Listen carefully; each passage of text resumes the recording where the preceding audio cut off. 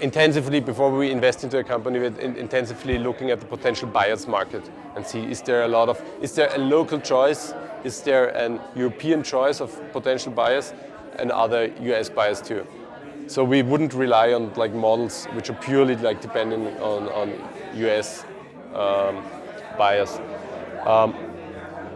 That's one aspect. Another aspect, by having less VC players around the market, looking at business models which are less VC dependent is also like a conclusion out of that.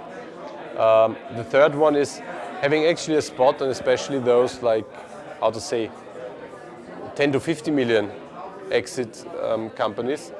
If everything works fine and if it like skyrockets anyhow. But building a good like relation between like probability and exit price, and that's what we do, and that's also what works so far quite well. The market size does not need to be $1 billion market from my point of view in that segment. I mean, it's fine enough. It's like a reachable 150 million market net revenues. So that aspect is relevant, obviously, but exit alternative and scenarios, and as more as better. So that also like provides all different kind of options in the future of the company where to direct to. And then it's the team, no doubt on that. It's also the cost structure of the team, no doubt on that. And domain experience is like obviously key. I think there's a good mixture needed between people who do have experience, but also with people who are like very energetic, hyperactive, like outgoing, and sales and marketing guys of personalities. But it also needs like some people with an established network. Otherwise, it's a lot of support effort necessary from the incubation perspective. So it's also relevant that you see a team where you have like a good faith that after like 12, 18 months they can go by your own. Still, it would be positive if you could support them, but as a kind of a premium and not as a necessity.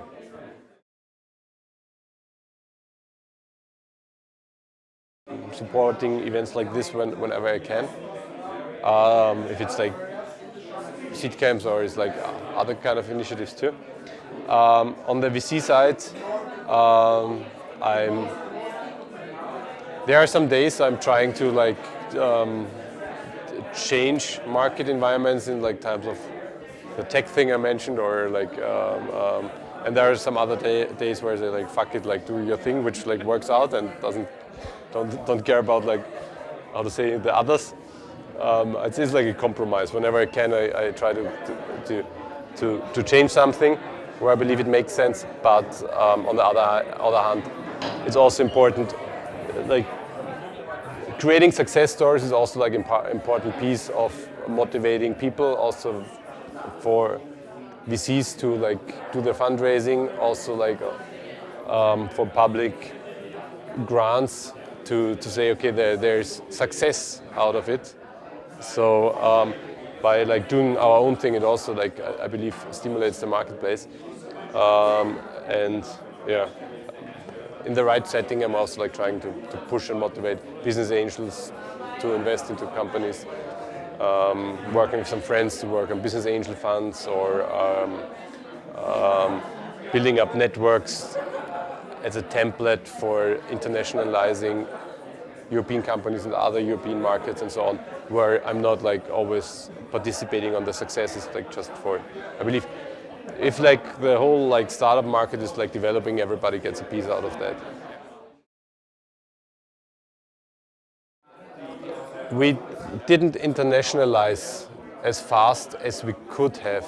So like by being a young entrepreneur, maybe self-confidence is also an important thing. And I wasn't self-confident enough to believe that like our products are actually, which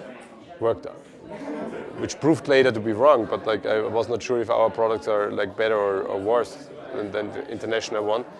And in some ways you grow up as a European. No, actually it's the other way around. You don't grow up as a European. You start to grow up as a guy from Vienna. Then after that you realize you're like an Austrian, and like years later you realize that you're a European, or that you're part of the Western world. So jumping into the plane and like flying somewhere and doing a deal there is sometimes less work and less effort and more revenue than like driving from Vienna to Innsbruck and having the same effort for a 10,000 listeners radio station as a customer. In the US, we served Clear Channel, and it was 100.